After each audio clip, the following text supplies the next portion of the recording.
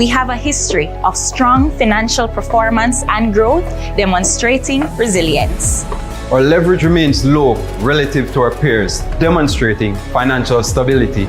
We received a strong A+ rating from CARICRIS, a testament to our creditworthiness.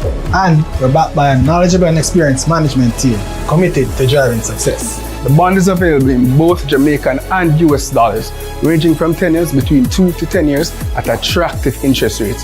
Plus, it's expected to be listed, which will enhance liquidity for all investors. Barita bonds are Barita strong. Download our prospectus, call a Barita advisor, and invest today.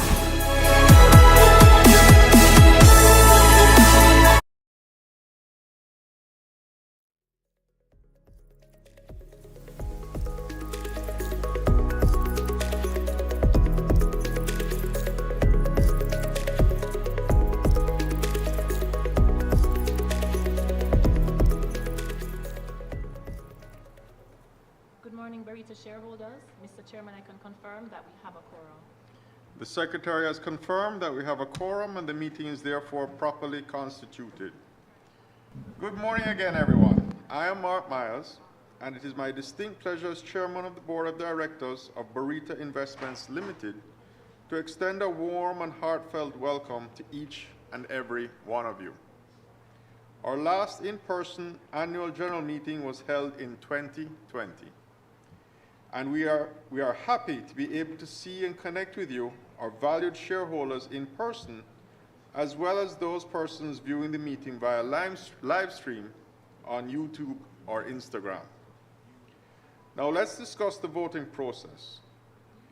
During the business section of the AGM, where there will be voting on the resolutions by shareholders present in person, the Secretary will read out each resolution, and shareholders will be asked to propose and second the motion for each resolution by utilizing a mic located on either side of the room, and identify yourself by name as you propose or second the resolution.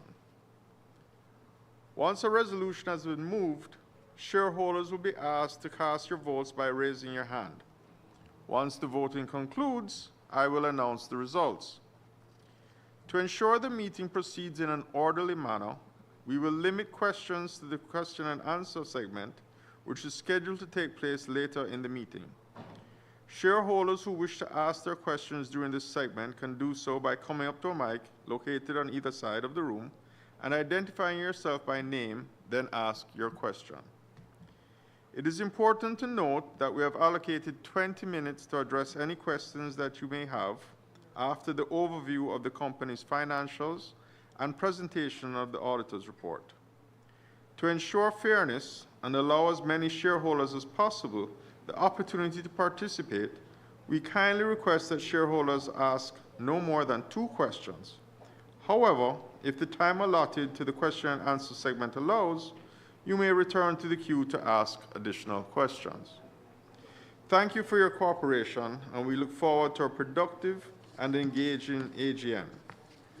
We will start the formal proceedings with a prayer and ask Ms. Sanya McHugh, Group Marketing Manager, to lead us in prayer.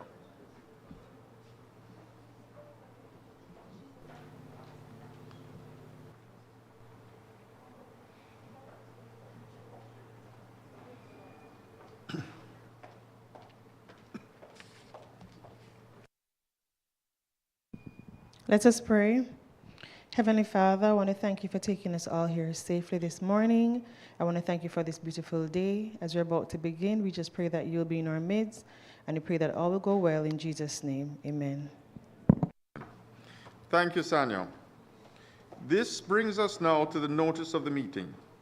All shareholders are deemed to have received good notice of this meeting, given that the annual report and notice of AGM were published online on April 9th, 2025, and there have since been notices in the media alerting persons to the fact of the publication of the annual report and notice of AGM and the manner of their distribution to shareholders. I therefore now ask a shareholder to propose and another to second the following resolution, and in doing so, please identify yourself by name as you propose and second the resolution utilizing either microphone. The resolution.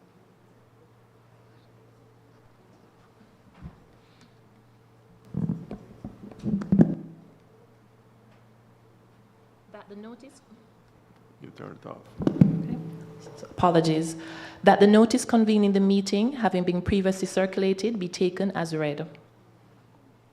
May I have a proposal?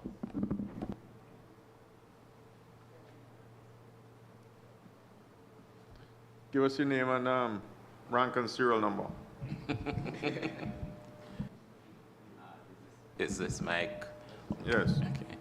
Jason Chambers, shareholder. thank you. May I have a seconder?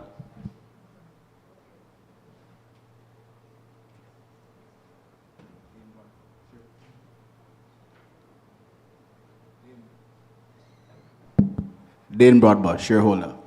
Thank you. Shareholders, all in favor of the resolution, please indicate your vote by raising your hand.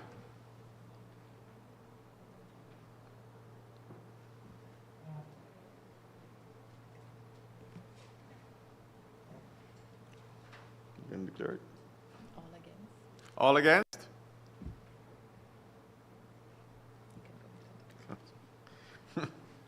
The shareholders have voted in favor of the resolution. I declare the motion carried. Madam Secretary, are there any apologies? Mr. Chairman, I wish to convey apologies for absence on behalf of Directors Duncan Stewart and James Godfrey. Thank you. Please be advised that we've received one valid proxy for this AGM. Given that the meeting is being held in person, the proxy register is available for viewing, and you may do so at the JCSD's registration desk at the entrance of the room. However, shareholders may view the proxy register at a later date by making arrangements with our registrar, the JCSD. At this time, please allow me to introduce you to the distinguished individuals seated at the head table, starting with Stephen Philibert, the Cornerstone Executive entrusted with responsibility for overseeing group finance, Ramon Small-Ferguson, CEO, Barita Investments Ltd, and Managing Director of Barita Unit Trust Management Company Limited, and Stephanie Sterling, Group Head of Legal and Company Secretary. Their collective expertise and leadership have contributed significantly to the company's success. It now gives me great pleasure to introduce the members of the Board of Directors of Barita Investments. As previously mentioned, I am Mark Myers, the Chairman. Joining me on the board are a group of highly accomplished individuals, each bringing a wealth of diverse expertise and valuable insights to the organization's strategic decision-making process. Together, we form a cohesive team dedicated to steering Barita Investments Ltd towards continued success and growth. The other directors are Paul Simpson, Deputy Chairman, Carl Domville, Chairman of the Audit Committee, Duncan Stewart, Chairman of the Board Investment Committee, James Godfrey, Philip Lee, Robert Drummond, Jason Chambers, and Peter Golston, Chairman of the Corporate Governance and Conduct Review Committee. The directors in attendance are seated here, mostly in the front row, and I want to acknowledge their commendable stewardship of the company as we continue to be united in our shared purpose.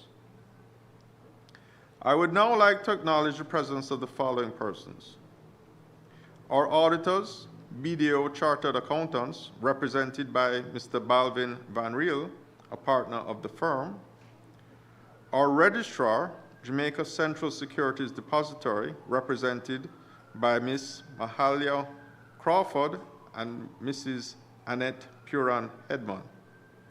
Our senior executives, Mr. Jason Chambers, Chief Investment Officer, Cornerstone, Mr. Dane Broadbent, CEO Designate at Barita Financial Group Limited and Acting CEO, Cornerstone Trust and Merchant Bank Limited, Ms. Therese Kettle, Senior Vice President, Investment Banking, Mr. Dave Dixon, Senior Vice President, Sales and Services, Mr. Jeffrey Romans, Senior Vice President, Risk Management, Ms. Anne-Marie Walker-Cato, Senior Vice President, Finance, Ms.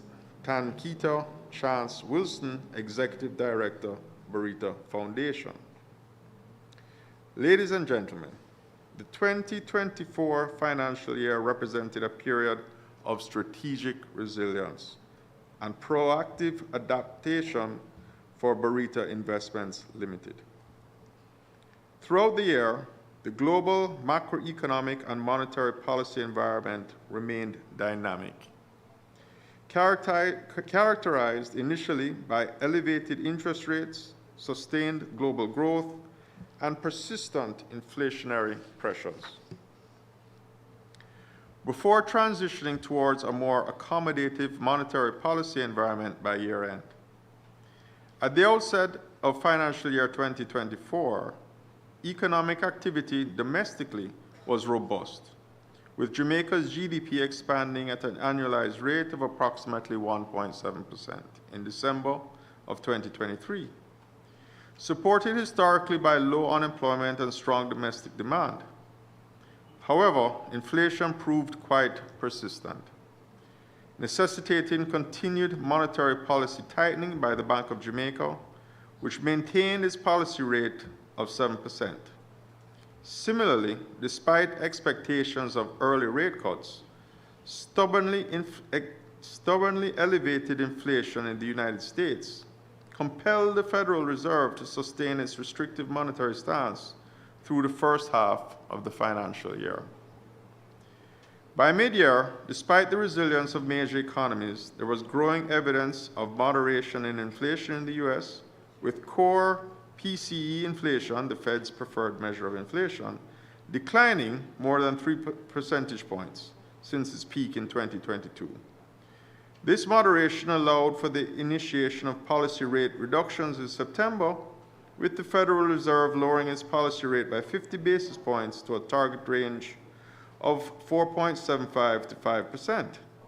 Concurrently, Jamaica also experienced meaningful progress on the inflation front, with headline inflation becoming more anchored within BOJ's target range, with a spike in August following the passage of Hurricane Beryl, prompting the first cut of 25 basis points following the August meeting, and another 25 basis points cut in September, effective August 1st, bringing the policy rate to 6.5%. The directional shift in monetary policy from a prolonged tightening cycle towards easing had significant implications for Barita's business lines. Initially, the sustained high interest rate environment posed challenges for generating robust net interest margins and limited opportunities for trading gains. Moreover, high funding costs constrained deal-making activities as corporate entities deferred capital raising initiatives until conditions became more favorable. Nevertheless, the subsequent transition toward a more accommodative monetary stance in the latter quarters set a positive backdrop for our financial performance. Funding costs began stabilizing and earning assets progressively repriced upwards, resulting in an improved net interest margin. Furthermore, more favorable market conditions emerged, supporting increased trading opportunities and a gradual revival in capital market activities. As we navigate this transitional phase, we remain keenly aware of ongoing risks and uncertainties in the global macroeconomic environment, including slowing growth in key markets, geopolitical volatility, and increased caution stemming from trade policy uncertainty and upcoming global political events. Against this backdrop, we continue to prudently manage our capital, which has enabled strategic flexibility in capturing opportunities as market dynamics evolve. Concurrently, our commitment to diversifying revenue streams, notably through our alternate alternative investment platform and real estate projects. Positions us to deliver sustainable value over the medium to long term. Looking ahead, we anticipate that the direction of monetary policy domestically and internationally is skewed towards further easing, potentially driving momentum for income growth. Nonetheless, our approach remains anchored in cautious optimism, prudent risk management, and agile capital allocation. Mr. Ramon Small-Ferguson, our CEO, will provide further details and insights into our strategic initiatives and operational milestones achieved during the year. Following Mr. Small-Ferguson, Mr. Stephen Philibert will guide us through the financial performance of the company. Together, their presentations will provide comprehensive insight into our organization's current standing and future endeavors. Over to you, Ramon.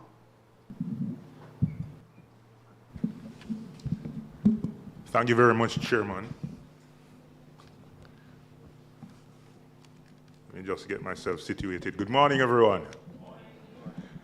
It's very good to be here with you in person. The last 5 years have been a very long dream, right? But alas, it gives me great pleasure to be in this seat to present to you, my fellow shareholders, on the performance of our business in the 2024 financial year, right? So let's get into it. So I want to start out by reminding you where this company sits in the context of our group, right? And this is how things would have been set up at the point in time when we concluded our 2024 financial year. For some of you who may have been here for our AGM earlier this year, you'd be aware that we have gone through a transition as a group, as the group that we are a part of has restructured to embed a financial holding company within it, right? This is the Barita Financial Group. But what you're seeing on screen here is the group as it was, where at the top of the group, we have the shareholders of Cornerstone, right? And Cornerstone, in turn, had two companies below it, Cornerstone Financial Holdings Limited and what should be Cornerstone United Holdings Jamaica Limited, right? Below Cornerstone Financial Holdings Limited, the Barbados Incorporated entity is Barita Investments Ltd, the company that we all own as shareholders, and Cornerstone Financial Holdings Limited USA, right? And below Barita Investments Ltd is the Barita Unit Trust Management Company Limited, the asset management arm of our group. And we also have an associate company, Derrimon Trading Company Limited, where we own just over 20% of that company. Now, as I had mentioned, the AGM earlier this year was meant to put in place our financial holding company structure within the Cornerstone Group. And as you can see on screen, the Barita Financial Group Limited will end up, and that's actually in process now, owning Barita Investments Limited and in turn Barita Unit Trust Management Company Limited alongside Cornerstone Trust and Merchant Bank, with the scheme of arrangement supporting this reorganization having been fully approved. We're now going through the administrative processes associated with this, and we expect it to take effect very soon, right, Stephanie? Yes. All right.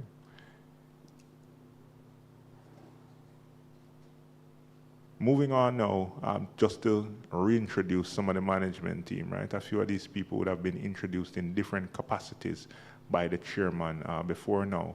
But our group CEO, our founder, president and CEO, Mr. Paul Simpson, who is also the deputy chairman of Barita Investments, is on screen.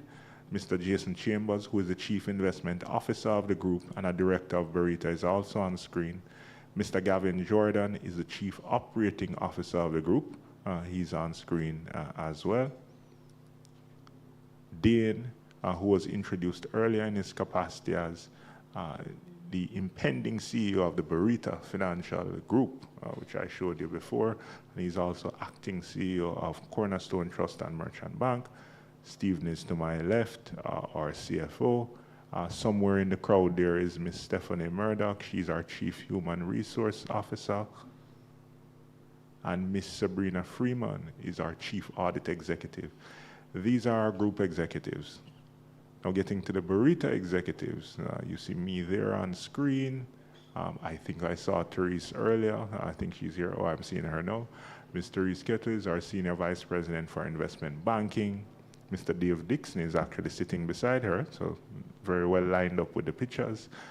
He's our Senior Vice President for Sales and Service. Ms. Sarah Ying Henriquez is our SVP for Operations. Mr. Jeffrey Romans, who is here, is our SVP for Risk Management. And Mrs. Anne-Marie Walker-Cato, who's sitting beside Jason over there, is our SVP for Finance. Stephanie is beside me. Tankita was introduced earlier, who runs our foundation. Ms. Sansia Thompson runs our Wealth and Corporate Solutions division. Mr. Richardo Williams is our VP for Asset Management and Research. Ms. Kerry Baylis runs Strategic Business Development and Investor Relations. And Mrs. Sonia Owens is our VP Treasury and Financial Institutions. Fun fact, Sonia has been with Barita for almost 40 years, right? I'm sure many of you would be very familiar with her. Rounding out the team is Mr. Ian Anderson, who is our VP for Information Technology, and Mr. Lerone Palmer, who heads our compliance function, right? So having introduced the people, I want to speak a bit about the high-level elements of our performance for financial year 2024, more so some of the drivers, right? And one thing that we have focused on over the course of the last few years is delivering on our core promise to our stakeholders. And a few components of that are set out here. The first is that we have focused on continuing to strengthen and maintain our corporate governance, right? And that has been objectively demonstrated by the fact that the company has moved its corporate governance score, as assigned by the Jamaica Stock Exchange, from CC in 2018 to A. I believe we achieved the A rating in 2020, and we have maintained that rating ever since, right? So we actually got an A rating in 2024 as well.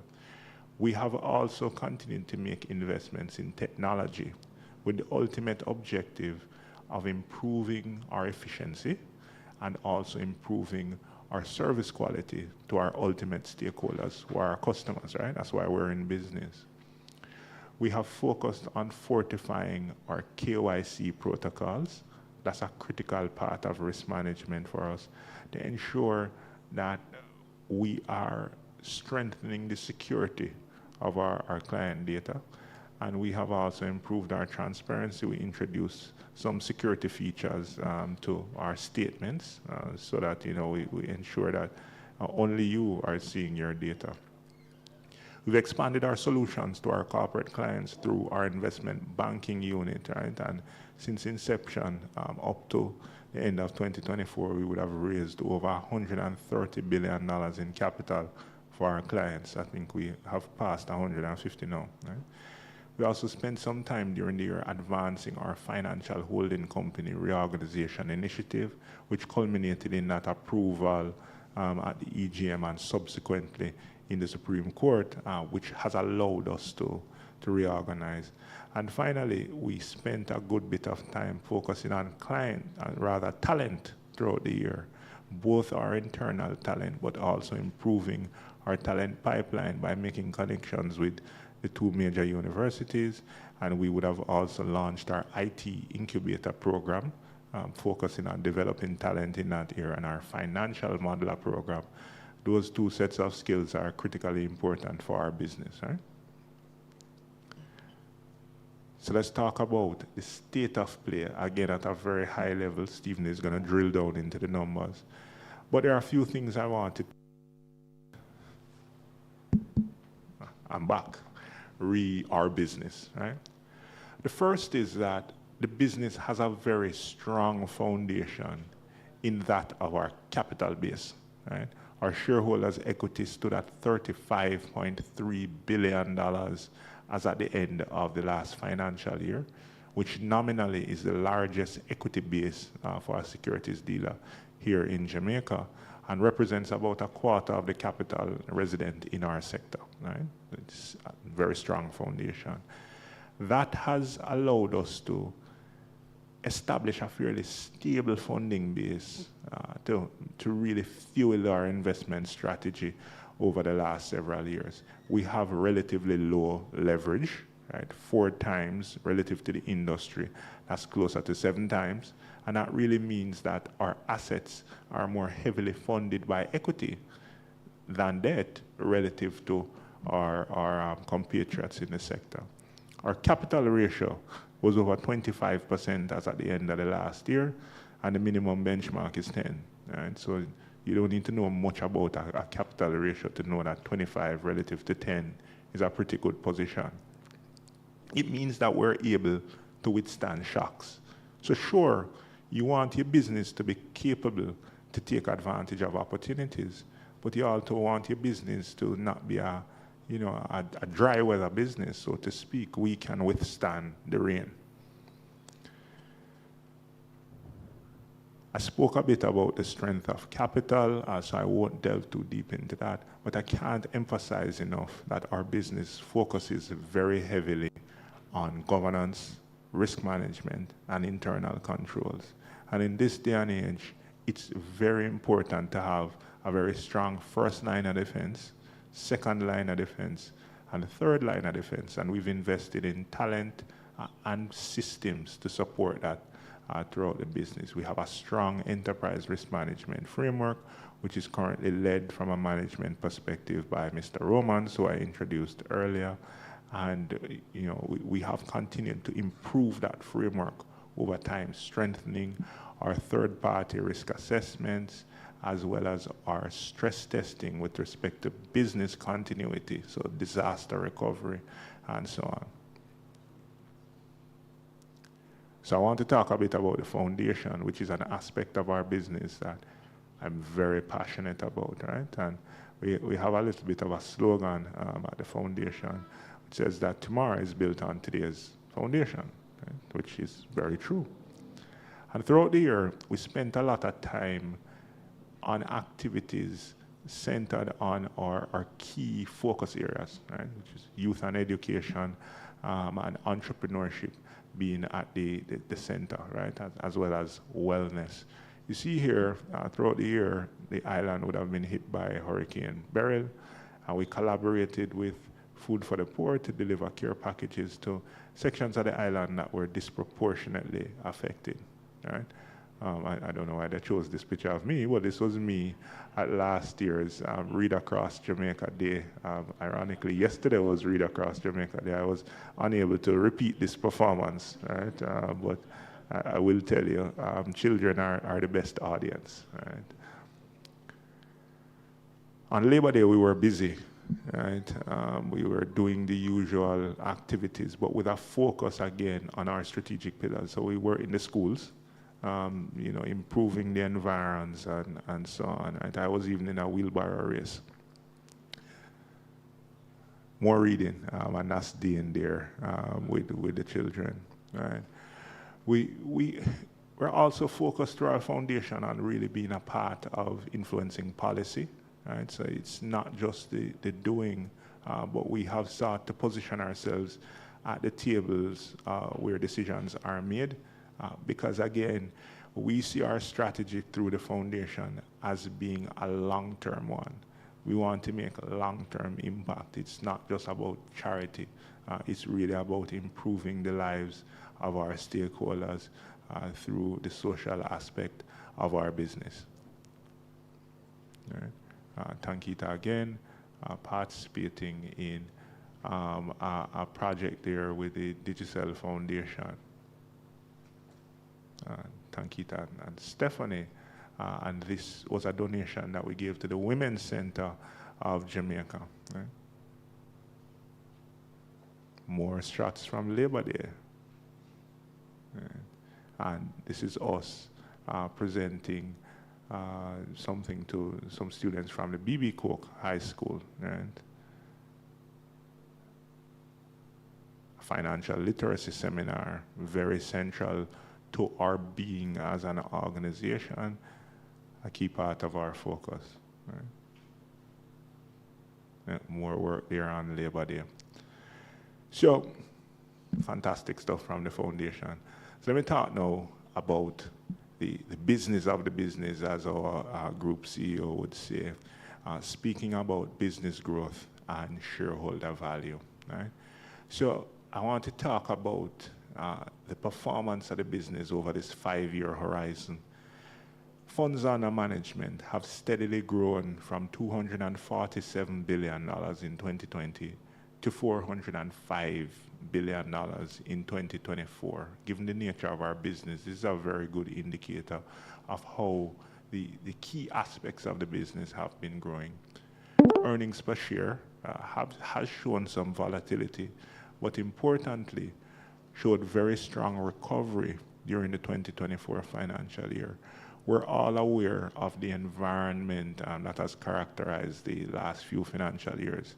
We started with the pandemic in 2020, and the after effects of the pandemic have really been inimical to the normal operations of financial services firms. Interest rates went up very quickly and very significantly post the abatement of the hardcore pandemic effects. And that would have shown in our business performance, where we had a peak in 2021, which was followed by a gradual decline, and then now a recovery in 2024. The last chart there shows our capital to risk-weighted assets ratio relative to the industry.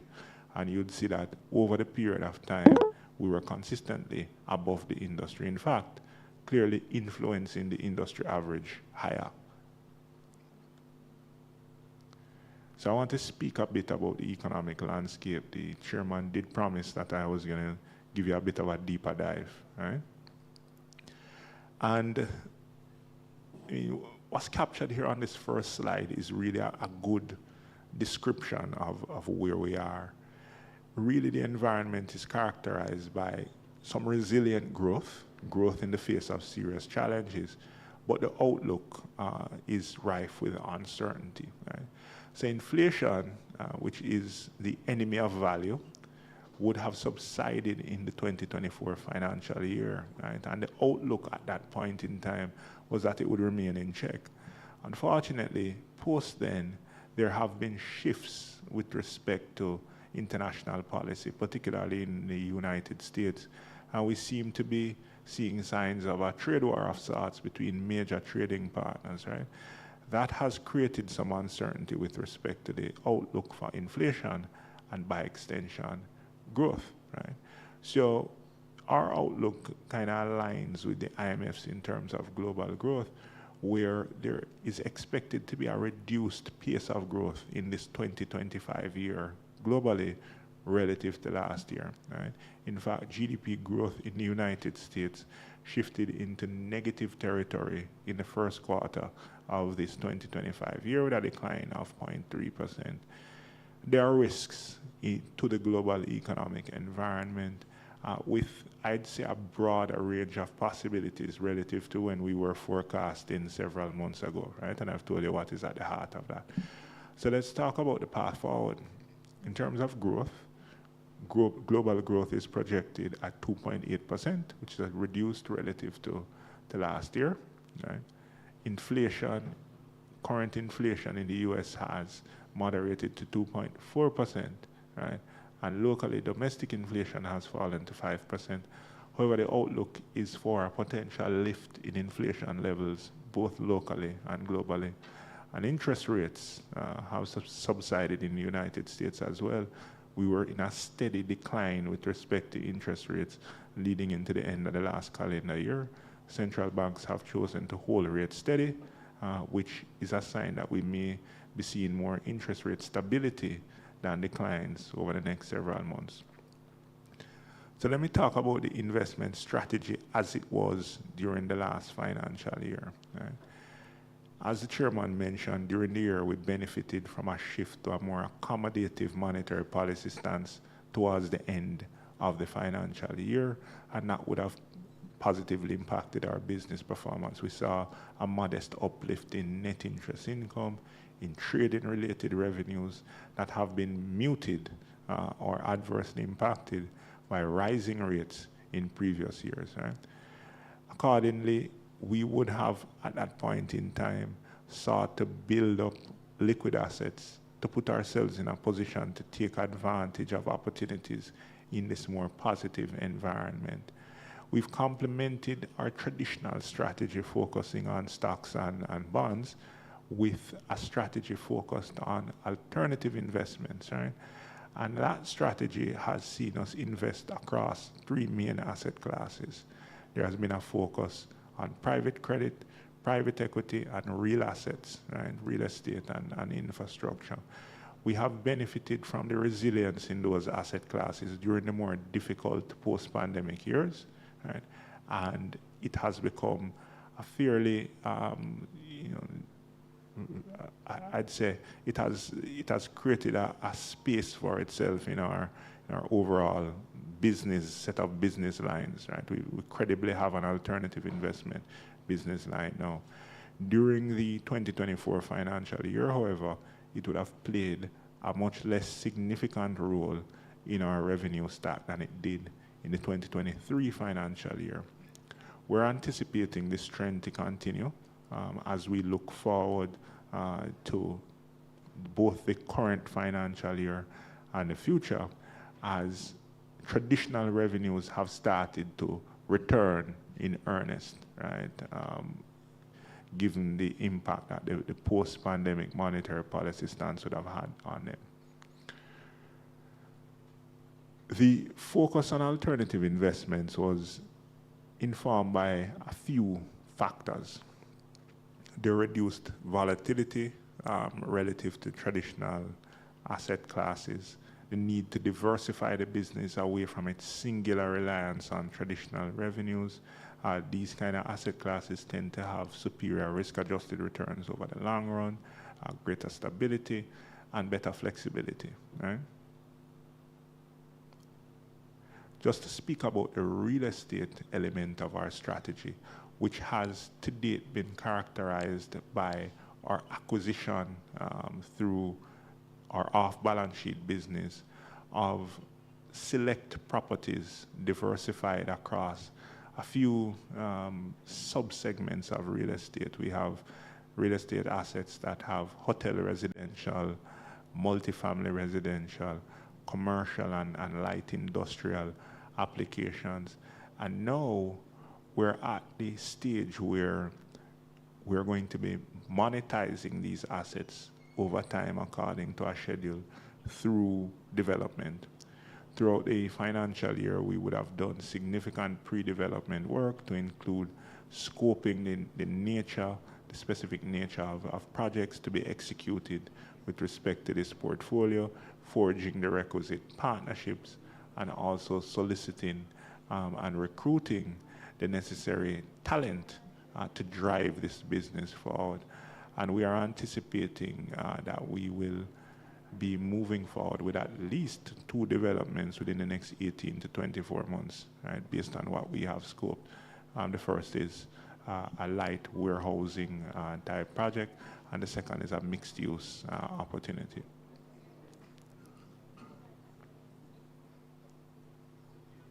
So on the private credit front, throughout the period, we have established what we think is a very strong track record in originating and funding private credit deals, right? We've actually been able to originate over $150 million in private credit type structures. And we're going to continue to build our position in this category with built-in exit strategies to these assets. And in parallel, we are focusing on seeking to launch a fund that will allow our customers to participate alongside us in this emerging asset class. So I want to close out this section of the discussion by talking a little bit about the future, right? And the strategic pillars that are guiding so far our 2025 financial year. And there are 5. The first is business line optimization. Having built this fairly large business in most part over the course of the last 6 years, we are now seeking to optimize our focus across our various business lines, right? So we're focusing on growing our asset management business and our investment banking businesses in particular. We're focusing on the customer. We're trying to drive customer centricity through all our processes to really enhance the customer experience and therefore drive sustainability with our customer relationships. We're focusing on operating excellence and efficiency, doing more with the same, or producing better quality with the same resources, right? We also have a risk and compliance focus, right? We're ensuring that we fortify the fairly large business that we've built, right? And also we're ensuring that we do so in a compliant way. And finally, we're very open to expanding the business in an inorganic way through looking at new markets or new opportunities through business combination and so on. Right? From a tactical perspective, revenue diversification continues to be top of mind. We're focusing on pursuing efficiency through the integration and sharing that will come from the financial holding company structure, where there are elements of our business that we can combine with our sister company, Cornerstone Trust and Merchant Bank. We're remaining ready for the market as it evolves, all the uncertainty that I mentioned before, and we are focusing inward on our team to ensure that we continue to drive engagement and morale. We're optimizing our efficiency, right? I spoke earlier about the fact that our core system implementation has progressed, and we have continued in a structured way to try and optimize our business through process engineering, right? Serving our clients. We would have brought in during the year features aimed at enhancing the efficiency of client communication. So we've actually improved our AI chatbot, Barry, who you can go on and speak to about fairly basic customer-related matters on our website. As we evolve to a financial group, our ability to serve clients from a product perspective will also be expanded with the bank moving closer to us in proximity. And we're really trying to position our team to be a leading voice in financial education. I mentioned that financial literacy is central to us as a business. Serving our team. I spoke about talent and the inward focus there, and we've expanded all our programs surrounding team engagement, training, and just general staff wellness and welfare. And finally, I want to talk about our continued quest to drive a digital-first journey as an organization, right, inside and out. We're enhancing our IT infrastructure, not just with features, but with security as well. We're trying to foster a culture of ideation and innovation amongst our team so that we can continue to be on the cutting edge, right? And finally, we are effectively organizing our data through an enterprise data warehouse to ensure that we not only have access to that data, but we can use it to help with our decision making, right? And with that, I have concluded my section of the presentation, and I'll hand over to Mr. Stephen Philibert, who is going to delve deep into the numbers. Stephen. Okay, thank you, Ramon, and good morning, shareholders, good morning, guests. Let me first apologize for the screens, which I've noted are of not a great resolution, and so it's difficult for you to see some of the information that's on the slides. So I will try to be more descriptive to assist you to understand what's going on. So we start with highlights of the financial year just ended. As both our chairman and CEO have laid out, it was a fairly difficult year. The economic context provided a number of challenges. While the year did end better than it started, we had to be nimble enough to navigate those challenges, which we were successful in doing. The net operating income for the year, we're pleased to relate, we were able to achieve an increase of about 10%, up to $10 billion from 9.1 in the prior year.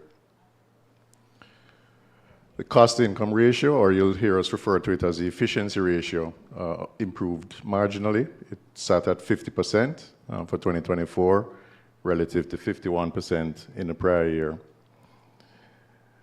And with that expense discipline and the improved revenues, the net profit after tax moved to $3.8 billion in 2024, relative to $3.4 billion in 2023. Total equity was roughly flat, $35.3 billion in 2024, relative to $35.4 in the prior year.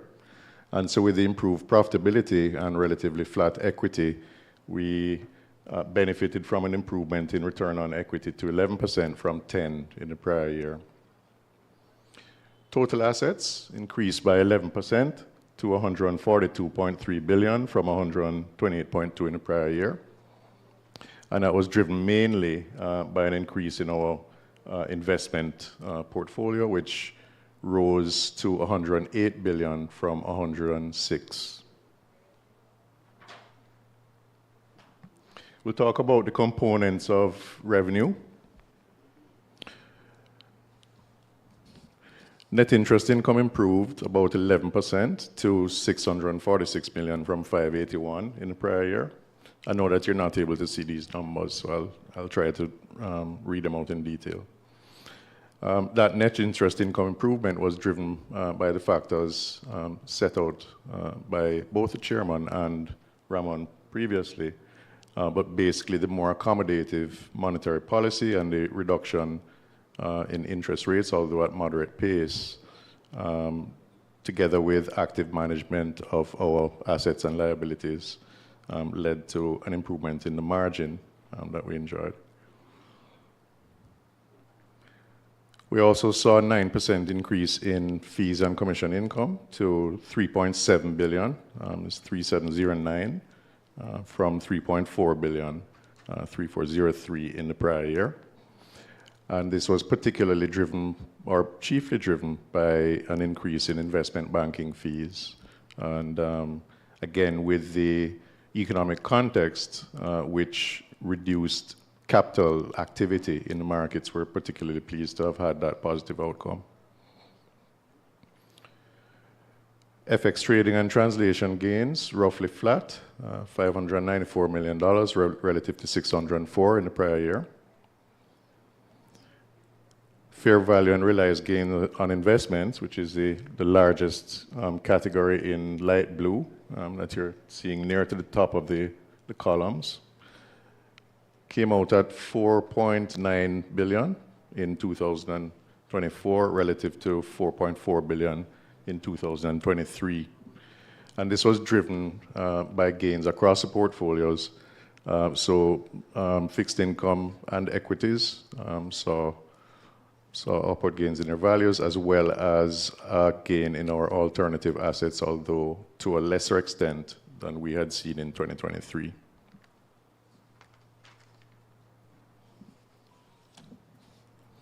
We'll talk about the operating expenses now.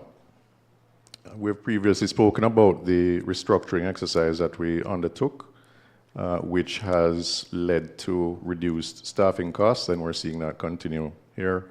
Staffing costs total to $1.66 billion in 2024 relative to $1.74 in 2023. Administration costs also down about 7% to $2.68 billion from $2.87 in the prior year. And this is driven predominantly by a shift in the approach to our core system implementation. As a result of that shift, the correct accounting treatment became capitalization relative to expensing. And finally, we reflected in 2024 provisioning for impairment of $641 million, which just reflects prudent adjustments to our provisioning where we have securities with adverse indicators.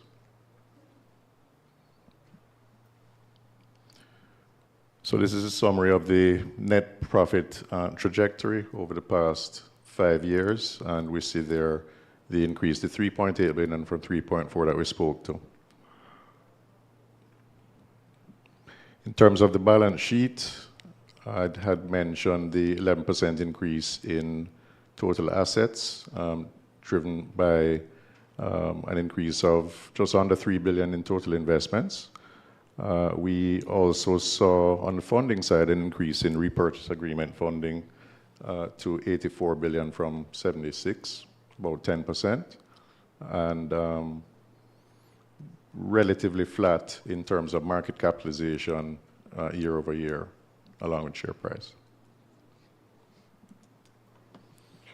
So unfortunately, we're not yet at the point where we've released the second quarter numbers, so I can only speak to Q1 today, but we're going to give you just a quick recap of the Q1 performance as well. So at the income level, we've continued to see an increase up by about 9% to 1.4 billion from 1.3.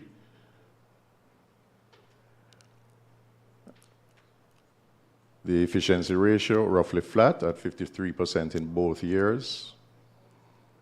Net profit after tax continues to show improvement, ended the first quarter at $551 million in net profit, relative to 479 in 2024's first quarter. That's about 15% up. As a result of that, the return on equity likewise reflected improvement to 10.9% relative to 5.4% in the prior year.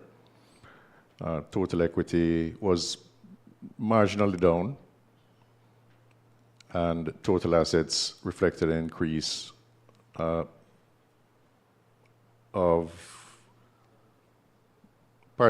decrease of about 2% relative to where it closed 2024.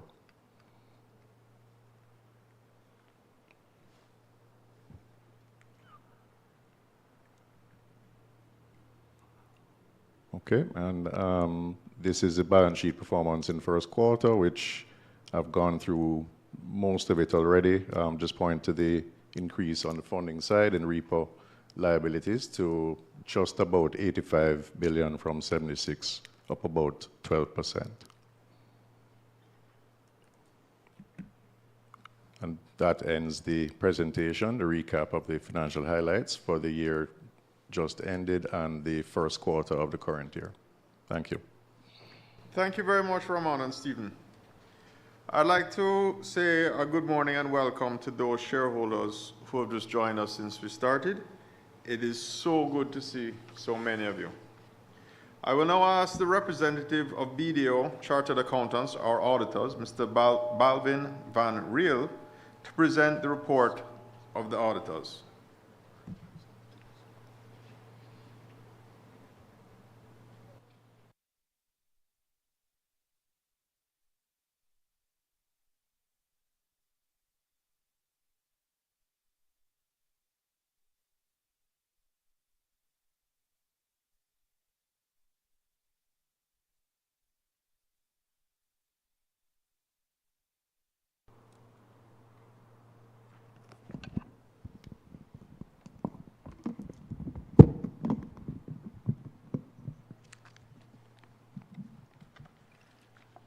Thank you.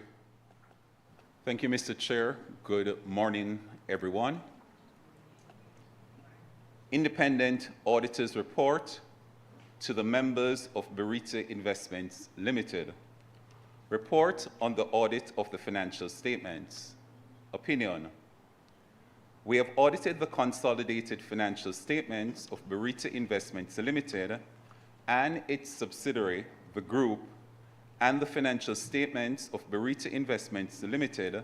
Stand alone, the company, set out on pages 117 to 209, which comprise the Group's and the company's statement of financial position as at 30th September 2024, and the Group's and the company's statement of profit or loss and other comprehensive income, changes in equity and cash flows for the year then ended, and notes comprising material accounting policies and other explanatory information.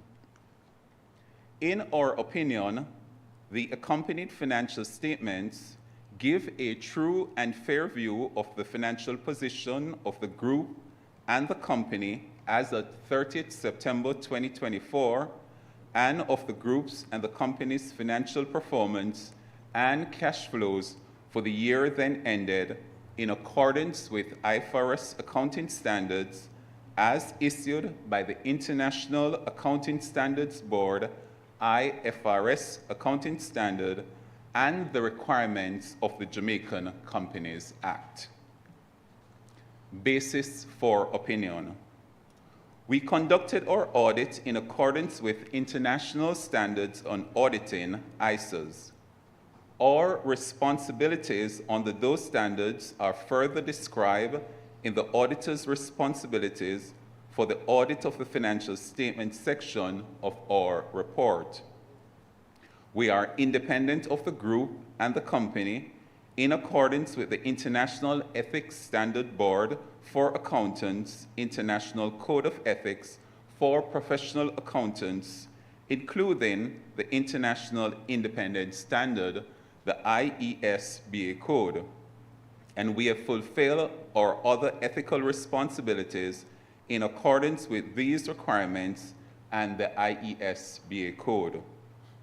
We believe that the audit evidence we have obtained is sufficient and appropriate to provide a basis for our opinion. Key audit matters. Key audit matters are those matters that in our professional judgment were of most significance in our audit of the financial statement of the current period. These matters were addressed in the context of our audit of the financial statement as a whole and informing our opinion thereon, and we do not provide a separate opinion on these matters.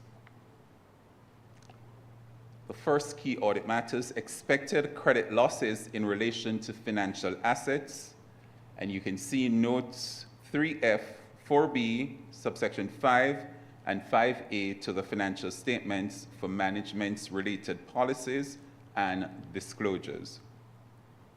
The determination of expected credit losses, ECL, on financial assets is highly subjective and requires management to make significant judgment and estimates involving the application of a forward-looking ECL impairment model, which takes into account reasonable and supportable forward-looking information and will result in the earlier recognition of impairment provisions.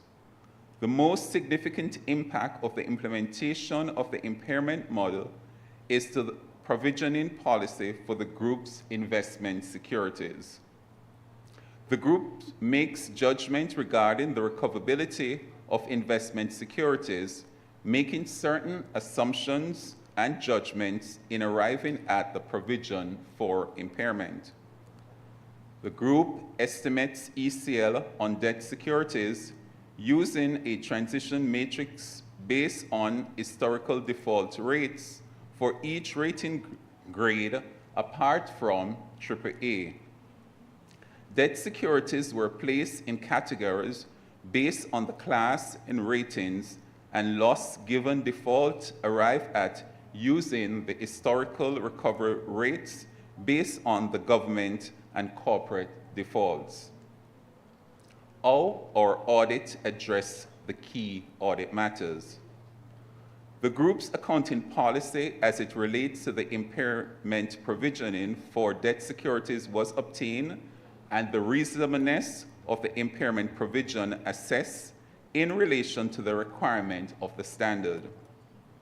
We update our understanding of management's ECL model, including source data, the effectiveness of the implementation, and the mathematical accuracy of the model. We tested the reliability of the source data used in the design of the model by confirming a sample to the public historical data.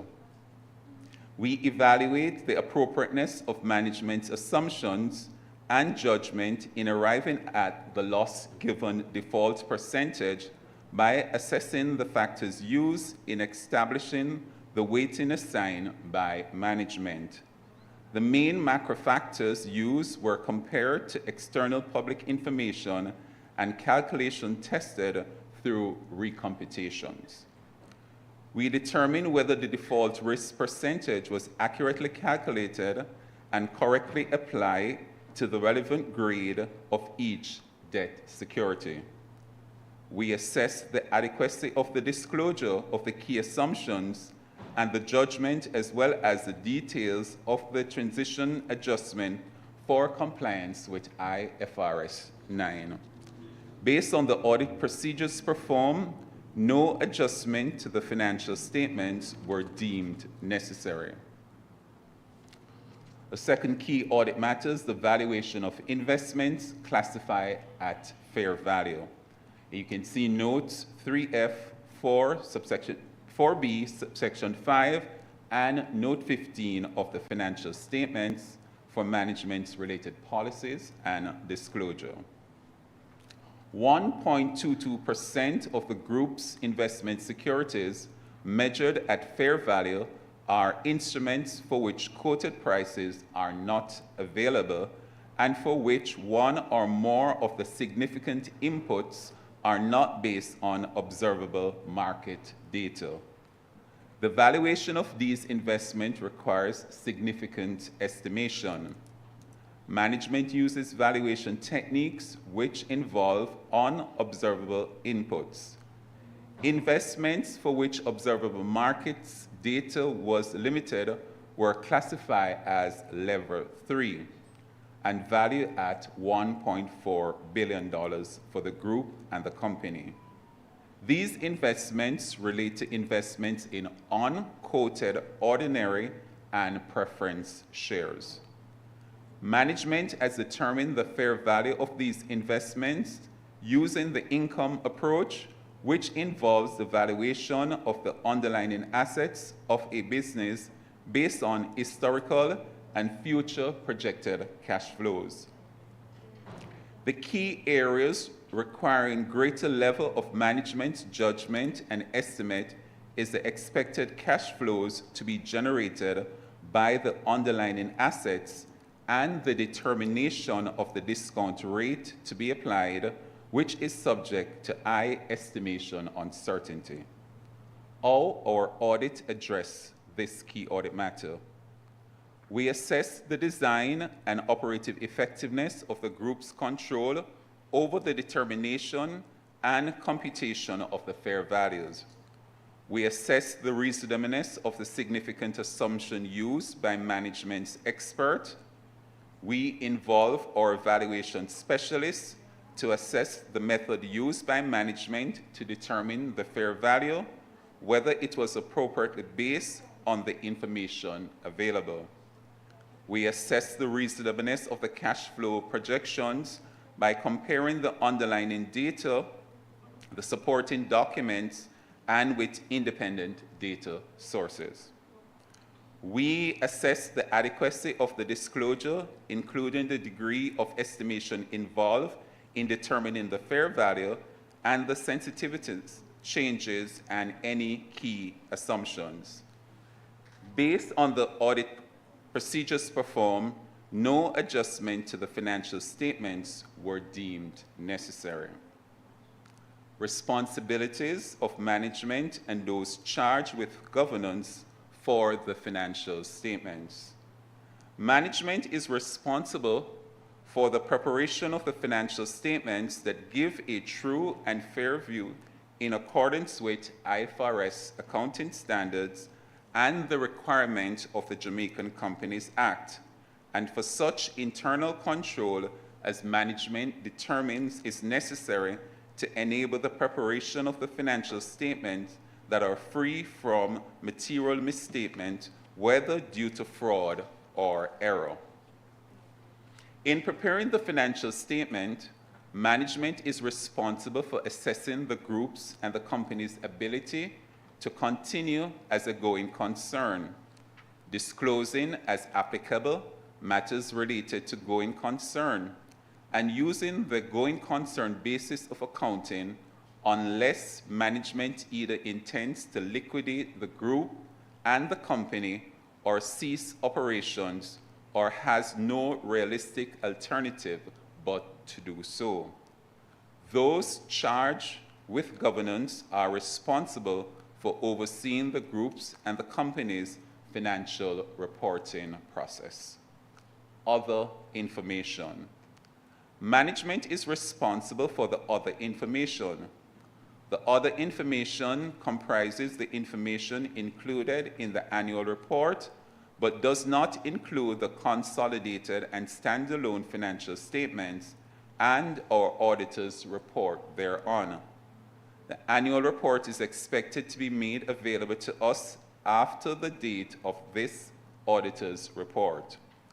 Our opinion on the consolidated and standalone financial statements do not cover the other information, and we will not express any form of assurance conclusion thereon. In connection with our audit of the consolidated and the standalone financial statements, our responsibility is to read the other information identified above when it becomes available, and in doing so, consider whether the other information is materially inconsistent with the consolidated and the standalone financial statements, or our knowledge obtained in the audit or otherwise appears to be materially misstated.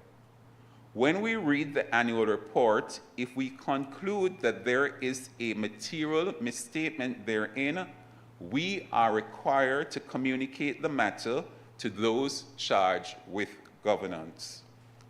Auditor's responsibility for the audit of the financial statements. Our objectives are to obtain reasonable assurance about whether the financial statement as a whole are free from material misstatement, whether due to fraud or error, and to issue an auditor's report that includes our opinion. Reasonable assurance is a high level of assurance, but it's not a guarantee that an audit conducted in accordance with ISAs will always detect a material misstatement when it exists.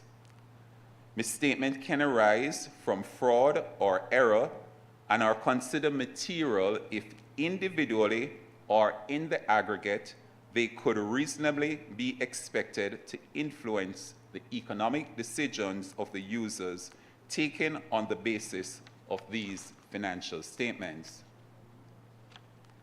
As part of an audit in accordance with ISA, we exercise professional judgment and maintain professional skepticism throughout the audit. We also identify and assess the risk of material misstatement of the financial statement, whether due to fraud or error, design and perform audit procedures responsive to those risks, and obtain audit evidence that is sufficient and appropriate to provide a basis of our opinion. The risk of not detecting a material misstatement resulting from fraud is higher than for one resulting from error, as fraud may involve collusion, forgery, intentional omission, misrepresentation, or the override of internal control. Obtain an understanding of the internal controls relevant to the audit in order to design audit procedures that are appropriate in the circumstances, but not for the purpose of expressing an opinion on the effectiveness of the group and the company's internal control. Evaluate the appropriateness of the accounting policies used and the reasonableness of the accounting estimates and the related disclosures made by management.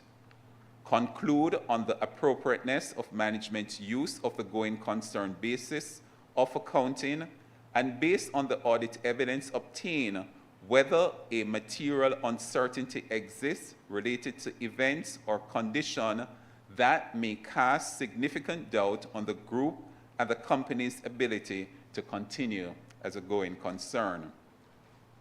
If we conclude that a material uncertainty exists, we are required to draw attention in our auditor's report to the related disclosures in the financial statements, or such disclosures are inadequate to modify our opinion.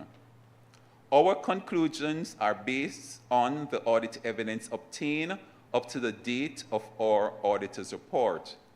However, future events or conditions may cause the group and the company to cease to continue as a going concern. Evaluate the overall presentation, structure, and content of the financial statements, including the disclosures, and whether the financial statements represent the underlying transactions and events in a manner that achieves fair presentation. Obtain sufficient appropriate audit evidence regarding the financial information of the entities or business activities within the group to express an opinion on the consolidated financial statements. We are responsible for the direction, supervision, and the performance of the group audit.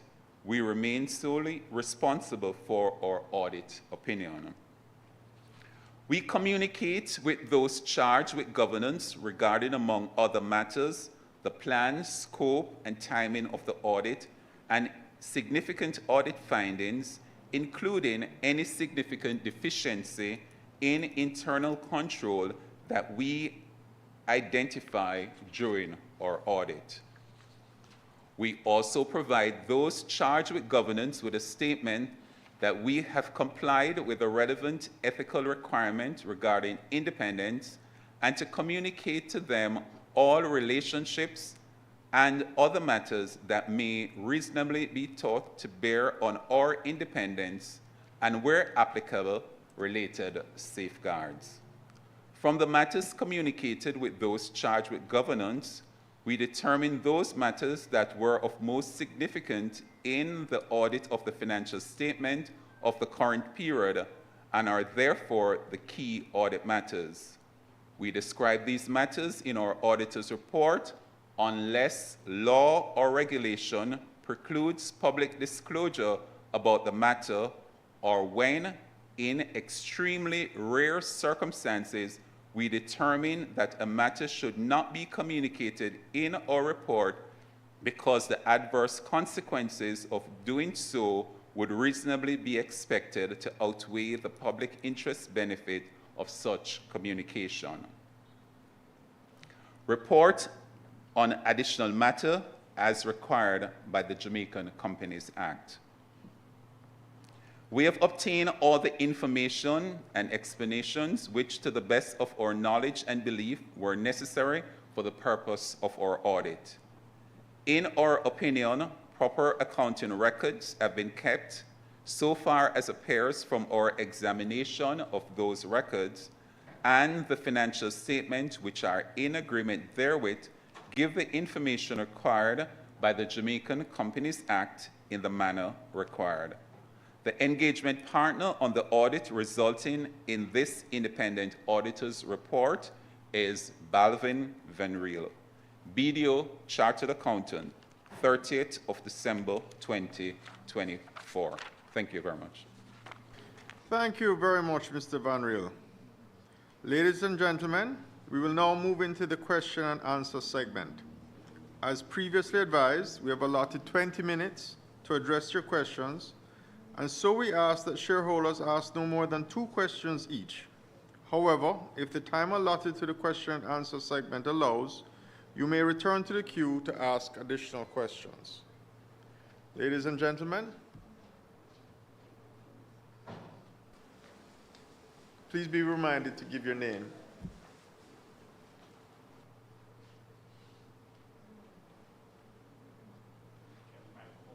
Yes, either mic. Can it come to you?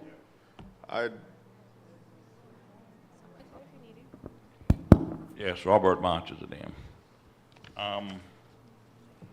You have the Barita bond going on, right? And it ends the 26th of May. The Barita bond you have advertised all over, 26th of May. So why is it going on so long? I mean, you're going to oversubscribe, or you have more? I mean, they don't normally go on so long. Ramon, you want to take that? Sure. Good morning. Morning. How are you? Thank you very much for joining us.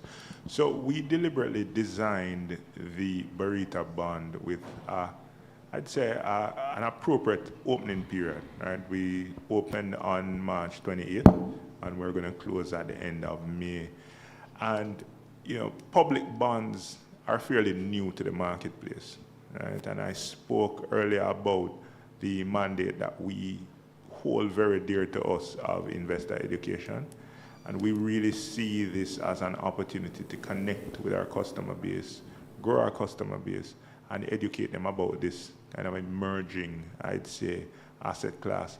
So we decided to have a fairly lengthy opening period, relatively speaking, with a view of accomplishing that as well. And we have a program of events that have been running over the period so far.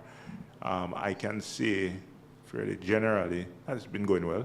There has been very good demand, and we anticipate that we will wrap things up in the period that we had originally slated.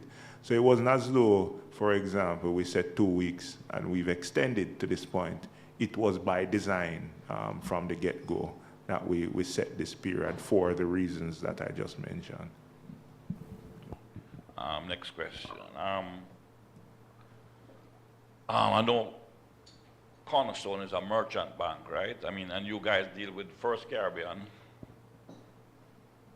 all your banking. Most other brokers or investment houses have their own retail bank, where it's easier to do transactions. You know, you can just transfer money without a fee in most other banking institutions. Now with Barita, you have to pay a fee going to another party. So what is the timeline? And I heard some mention about a retail bank, either Cornerstone or Barita.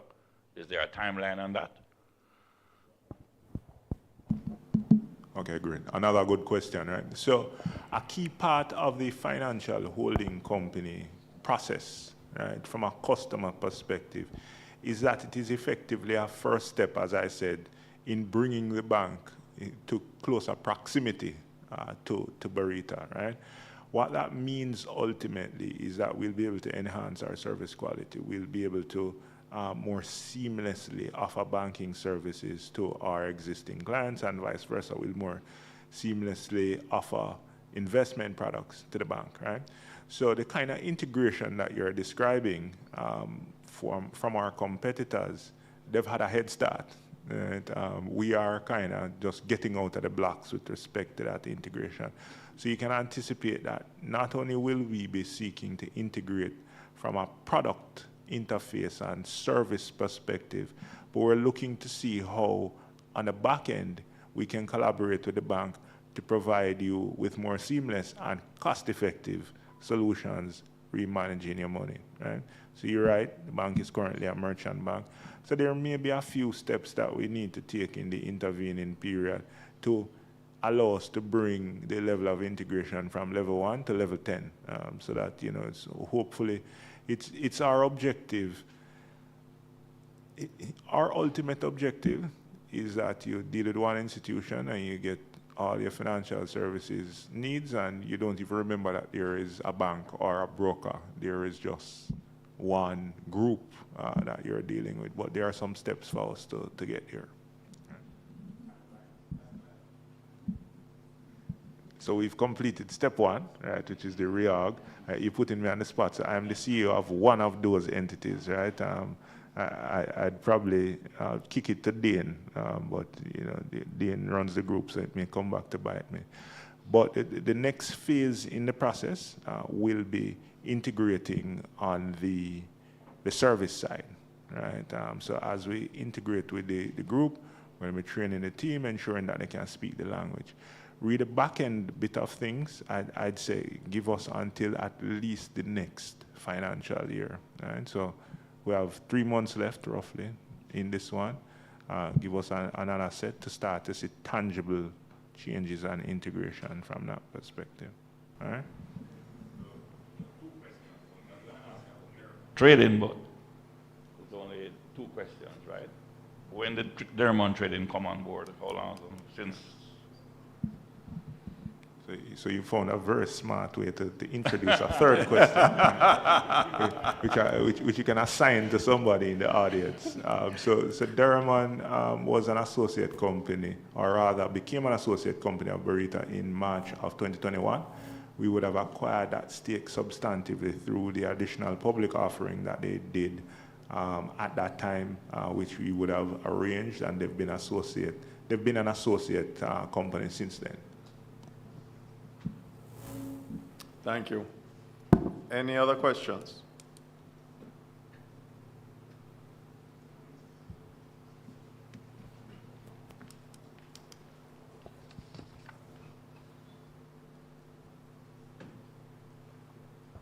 Morning. Douglas Wilson, shareholder. Just an observation, really.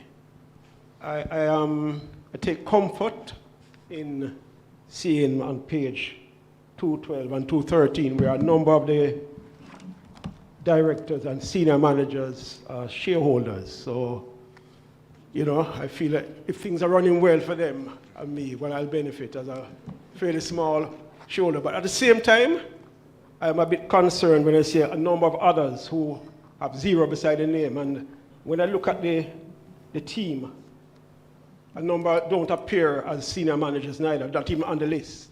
So I'm just kind of expressing a little bit concern about that and maybe inviting a comment if possible. We're going to send this list over to the sales team and get them signed up.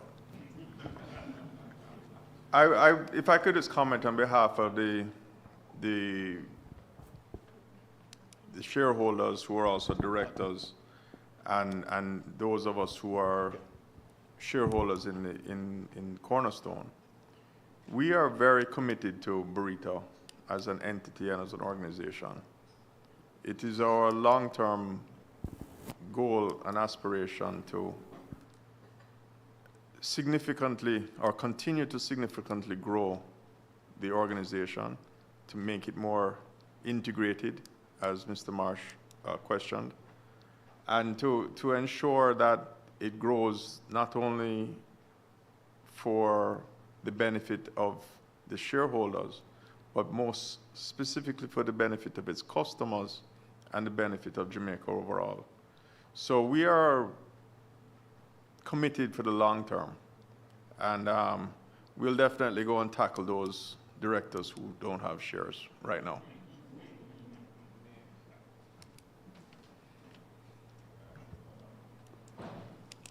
Good morning. Yeah, there's a question. Oh, you have a comment? If Jason could just comment on that. A quick rejoinder to that.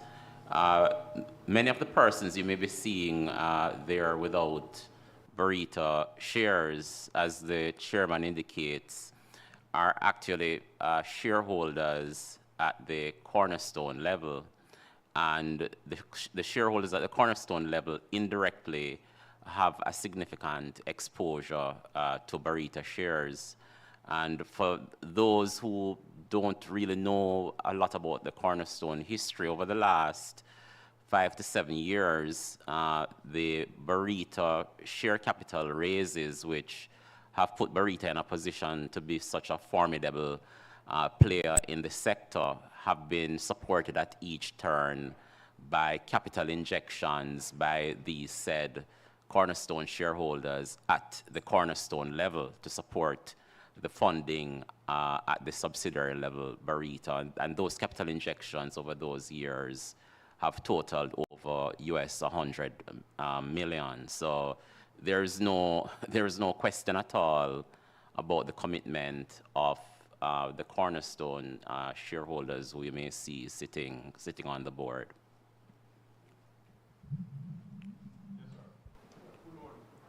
I am Lloyd Wright. I am not a shareholder, but I got an invitation to a customer. So I don't know if I'm entitled to ask a question. Am I? Yes, sir. Go ahead. Yes. Yes. Okay. I have an investment, in fact, 2 investments with Barita.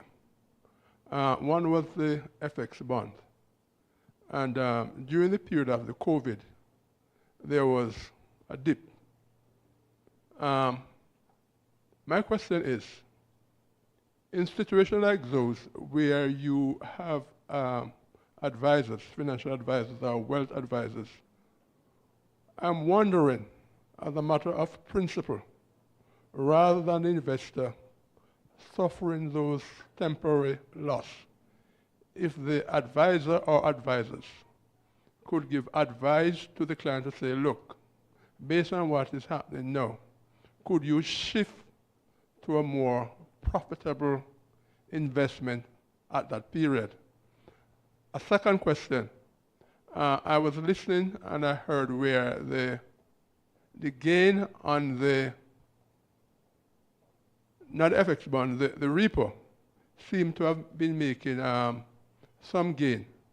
But I realized that the percentage which is paid on the repo is relatively, in my estimation, my call, small. How can that be addressed going forward? Ramon? Sure, Chairman, I thought you were going to take that one for me. Right? No, thank you very much for your question. I'm very happy that you're here. I mean, just us being in person, again, I'm very excited. Right? So I'll take the first question first, which is really the FX bond fund. Right? And just for everybody's benefit, our FX bond fund is a unit trust fund, a collective investment scheme or a pooled investment scheme where many investors come together, invest their funds, and those funds are in turn invested according to a stated strategy. Right? Now, the FX bond fund, as the name suggests, invests primarily in foreign currency securities, foreign currency fixed income securities, both locally and internationally. And as we're all aware, I spoke to it at a very high level before. During the pandemic, there were several adverse effects for financial markets, right? And that played out as well in several of our funds, to include the FX bond fund, right? So during that period, as was described, there was what has turned out to be a temporary dip in the performance of that fund, right? The truth is that, you know, when we think about the kind of financial advice that we give, there are 2 components to it. Well, there are more than 2, but there are 2 that I'll speak to now. There's a strategic advice and there's a tactical advice. The strategic advice tends to map out what your objectives are over an extended period of time, right? And quite frankly, most people tend to have a general objective. I just want to grow my wealth over as, you know, long a period as I can remain invested, right? And there's a tactical bit, which is, you know, these are my goals for the short term, right? And our position during the pandemic broadly was that the effects that we were seeing on financial markets were going to be transitory. They were going to be for a period of time. There was going to be a reset, and we would then refocus on the fundamentals. I mean, there was a lot of uncertainty surrounding the spread of the coronavirus, right? And you know, some people, quite frankly, thought it was the beginning of some end of something, right? From our perspective, though, we believed that markets while they tend to be wrong for periods of time, they usually return to being right, and they usually return to focusing on the fundamentals. So our blanket position was not at that point to change the strategic advice that we give to our clients, and we weren't telling them quite honestly to sell. Now, if somebody had a tactical consideration, which is, listen, I can't afford to bear this volatility over 1 year or so, then yes, we would encourage them to reallocate at that time. So, I regret that the advice may not have been as active, but that was our position, right? Meaning, I regret that somebody didn't say to you very deliberately, listen, we're encouraging you not to sell, and we believe after a year things will recover, right? So that, I think, is my version of addressing the first question. And I'll be around after I leave the stage so we can talk about it some more, right? Read the second question around repos, right? So again, just to bring everybody into the loop, so I'm not just answering the question in a vacuum, our repurchase agreement product is effectively a short-term placements that clients come in and make with us that are backed by investment assets, right? So they get collateral supporting those placements. And they typically get a rate that is reflective of how long they place the money for. So 30 days, 60 days, 90 days, maybe up to a year, right? Now, those rates are inextricably linked to the rates broadly available in the market. And those rates broadly available in the market are typically anchored, very closely related to what's going on with the Bank of Jamaica, right? Now, between 2021 and 2022, the Bank of Jamaica, in response to the state of inflation, would have increased their benchmark rates significantly, moved from very close to 0 to up to 7%, right? Now, in our business, that's probably most apparently shown in our net interest income line, right? And the reason it's shown in that line is because that line reflects the difference between what we earn on our assets and what we pay to our clients, primarily on repurchase agreements, right?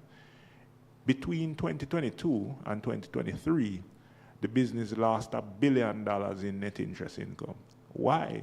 Because by virtue of what was happening in the market, and by lost meaning the net interest income went down by $1 billion, right? By virtue of what was happening in the market where rates had gone up, we had to pay our clients more on their repurchase agreements, right? BOJ raised rates, we raised our rates too.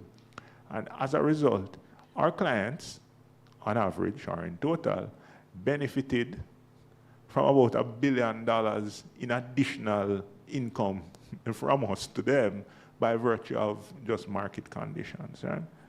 What has happened, however, in the last 12 to 18 months is that interest rate conditions initially stabilized, so the BOJ stopped raising rates, and then they actually moved in an opposite direction where the BOJ actually started lowering rates.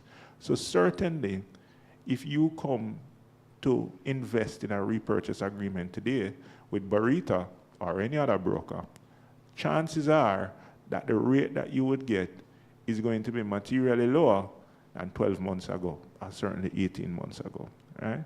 So the answer to your question is that market conditions have shifted a bit, and therefore the repurchase agreement product is certainly not as attractive as it was 18 months ago. So again, happy to speak further and see whether you need to be rebalancing in the face of the current state of the market. And thanks again for coming.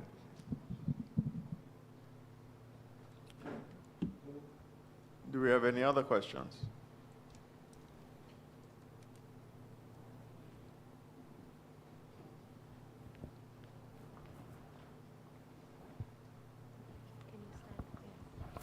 Shareholder Dwight. I want to congratulate Barita on their investment journey and Cornerstone for what they have been doing, but I want to ask you, why is the AGM so early in the morning? And if you couldn't be a bit later, like the early bird gets the worm? Yeah. So I'll take this one, Chairman. But I suspect some of my team members are asking the same thing, right? I'm taking them away from prime time. The truth is that there is really no specific science to it, if I'm being frank with you. This is our first in-person AGM in a number of years. This is the time that we typically did it, while we were hybrid and remote. So maybe that's a consideration that we need to make, that if we're asking people to turn up in person again, we might need to vary the time, right? So you've gotten me thinking. Maybe we need to do a poll and ask the shareholders what time they would prefer, right? Because it's your meeting, right? This is not my meeting. I need to show up if you tell me 7 p.m. So we'll take that on board. Right? Thanks for the feedback. Shareholder Dwight. Yeah. So we're not alone.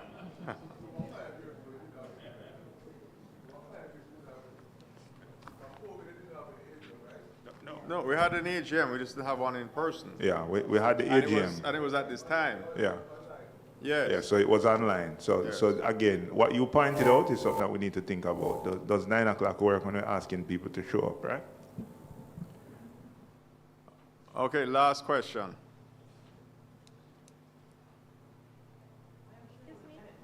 Microphone. Good morning. I am shareholder Janet MacDonald.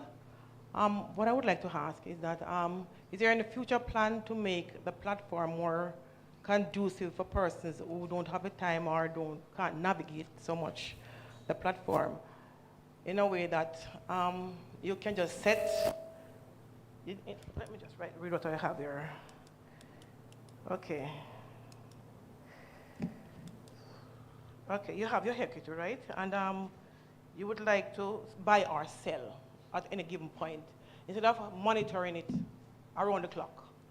Is there a way that can be made for you to just set a rate that you would like to buy or sell, and it just does that on its own, rather than you monitoring 24/7 around the clock in order to do? Is there any future plans? Yeah, very good question. So let me answer your question first, guys. A short answer: yes. We are continuously working in the background to deliver a platform that is much more seamless and that allows you to take into your own hands your investing journey, with us being in the the passenger seat guiding you, right? So that's the answer. The second bit, though, is that until then, and that's something that we're trying to deliver within our next financial year. But the second aspect is that currently you can place what we describe as limit orders, where you tell your advisor what your price is. We will put it in for you. And as you said, you don't need to watch it 24/7. Once it hits that price, your trade will be executed, right? Now, I understand that you want to be able to go in and put it in, but that is currently available to you through your advisor. But I understand your expectations, and we're working hard to deliver on them. All right? Thank you, Ms. McDonald. Okay, thank you very much. Just to let you know that following the meeting, the executives as well as members of the board will be around for a few minutes, and if there's any further questions, we'd be happy to speak to you one-on-one. So thank you for your comments and questions. I will now proceed with the ordinary business of the annual general meeting as outlined in the notice of the AGM. May I now ask a shareholder to propose the following resolution to receive and consider the director's report and financial statements for the year ended September 30th, 2024, and the report of the auditors thereon after it has been read by the secretary. Thank you, Mr. Chairman. Thank you, Mr. Chairman. Thank you, Mr. Chairman. That the audited accounts, together with the reports of the directors and auditors circulated with the notice convening the meeting, be and are hereby adopted. Will the shareholder please propose the motion?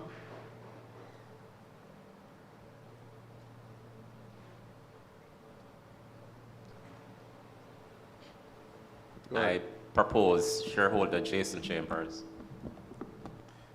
May I now ask a shareholder to second the motion?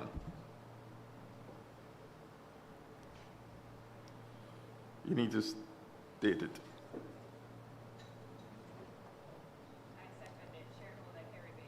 Thank you. Shareholders, all in favor of the resolution, please indicate your vote by raising your hand. All against, please indicate your vote by raising your hand. The shareholders have voted in favor of the resolution. I therefore declare the resolution carried. May I now ask a shareholder to propose the following resolution to approve and ratify the interim dividend payments and declare them final after it has been read by the Secretary. You to speak. That the interim dividends of $1.967 declared on August 19, 2024 and paid on October 31, 2024 be treated on the recommendation of the directors as the final dividends for the financial year ended September 30, 2024. That is the resolution, Mr. Chairman. Will a shareholder please propose the motion? Thank you, sir. Could you give me a name? Sorry, say again? Josiah Williams.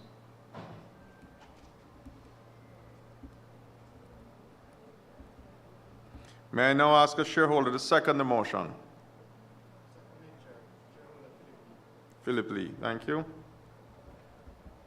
Shareholders, all in favor of the resolution, please indicate your vote by raising your hand.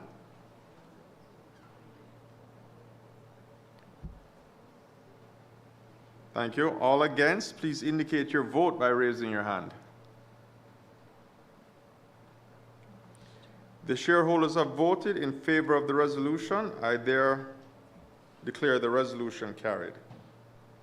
At this juncture, I will step down as meeting chairman and ask Director Jason Chambers to come to the podium and act as meeting chairman and to take us through the resolution regarding my re-election as a director.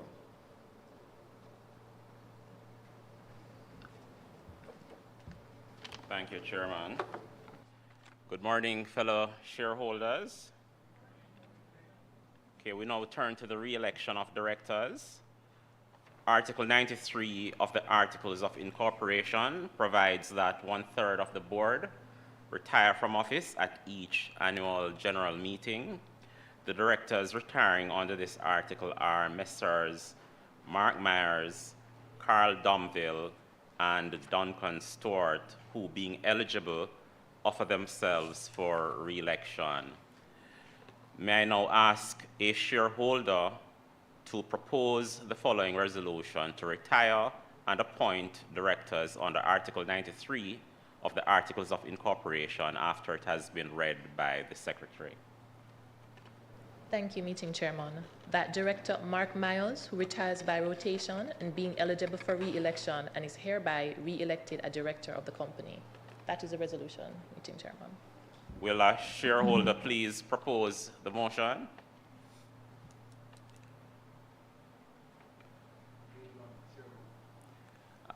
Thank you, Dane Broadbaugh. Seconded. Thank you, Therese Kettle. Shareholders, all in favor of the resolution, please indicate your vote by raising your hand. Thank you. All against, please indicate your vote by raising your hand. The shareholders have voted in favor of the resolution. I therefore declare the resolution carried. Mr. Chairman, I will now return conduct of the meeting over to you. Thank you, Jason. Thank you for re-electing me. We now move to the next resolution, Madam Secretary. That director, sorry. Thank you. It's very excited to be back, I suppose. Yes. All right. The resolution is as follows: that Director Carl Domville, who retires by rotation and being eligible for re-election, be and is hereby re-elected a director of the company. That is the resolution, Mr. Chairman. Thank you. Will a shareholder please propose the motion? Thank you, Philip. May I ask a shareholder to second this motion? Sir, can I have your name? Shareholder Mark Fennell. Mark Fennell. Thank you, Mr. Fennell. Shareholders, all in favor of the resolution, please indicate your vote by raising your hand. Thank you. All against, please indicate your vote by raising your hand. The shareholders have voted in favor of the resolution. I therefore declare the resolution carried. Mr. Chairman, the next resolution is as follows: that Director Duncan Stewart, who retires by rotation and being eligible for re-election, be and is hereby re-elected a director of the company. Will the shareholder please propose the motion?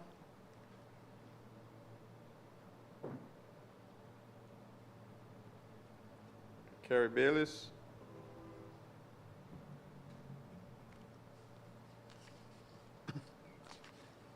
May I now ask a shareholder to second the motion? Thank you. Mr. Williams.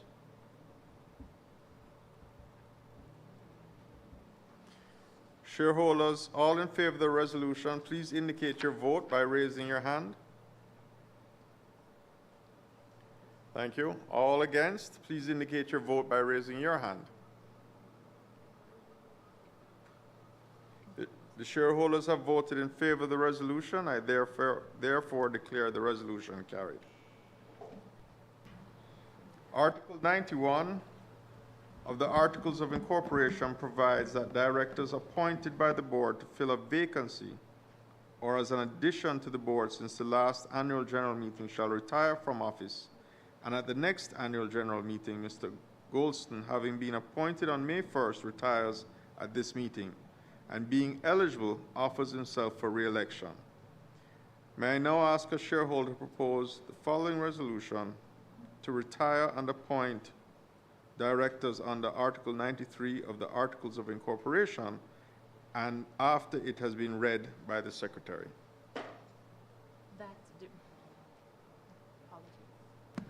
That Director Peter Golson, who retires after Article 91 and being eligible for re-election, be and is hereby re-elected a director of the company. Will a shareholder please propose the motion? Yes, sir. Remind me of your name again. Douglas Wilson. Thank you. May I now ask a shareholder to second this motion? Mr. Lee.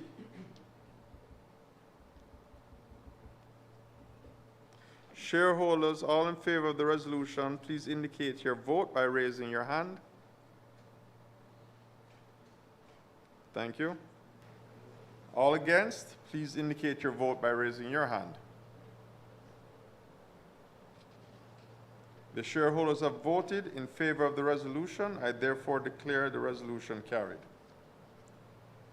May I now ask a shareholder to propose the following resolution to appoint auditors and authorize the directors to fix the remuneration of the auditors after it has been read by the Secretary. That BDO, having agreed to continue to serve as auditors, be and is hereby appointed auditors of Barita Investments Ltd. To hold office until the next annual general meeting at a remuneration to be fixed by the directors of the company. Will a shareholder please propose the motion? Thank you. May I now ask a shareholder to second the motion?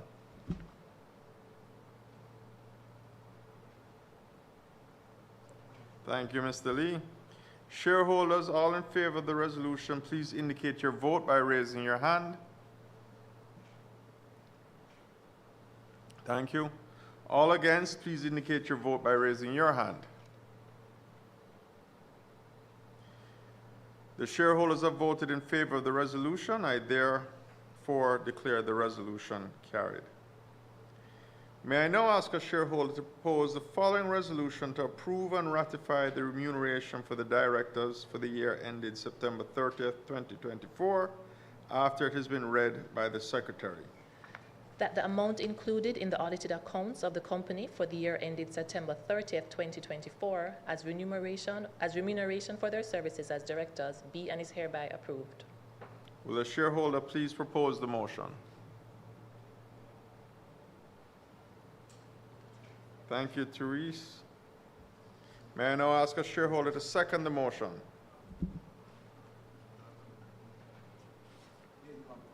Thank you, Dean. Shareholders, all in favor of the resolution, please indicate your vote by raising your hand. All against, please indicate your vote by raising your hand. The shareholders have voted in favor of the resolution. I therefore declare the resolution carried. Ladies and gentlemen, we have reached the end of today's meeting. As you would have heard from the various presentations and discussions today, challenges abound, but your company not only continues to ably navigate them, but management continues to be very discerning in managing the various risks, resources, and affairs of the company in general, with the objective of optimizing the profitability of the company for your benefit. We want to thank you for your continued trust and confidence in the directors and management team, which we do not take lightly.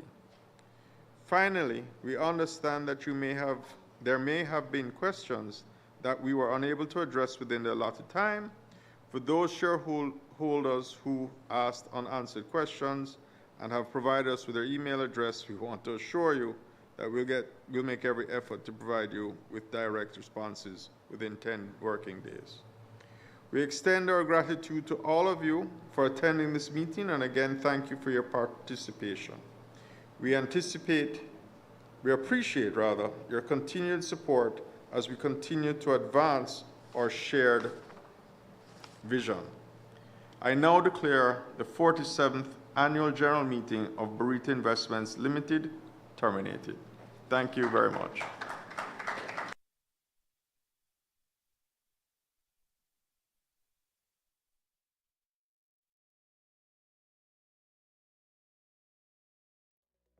What makes a Barita bond so attractive? You're investing in a bond issued by a company that stands out for its financial strength. We have a history of strong financial performance and growth, demonstrating resilience. Our leverage remains low relative to our peers, demonstrating financial stability. We received a strong A+ rating from CARICRIS, a testament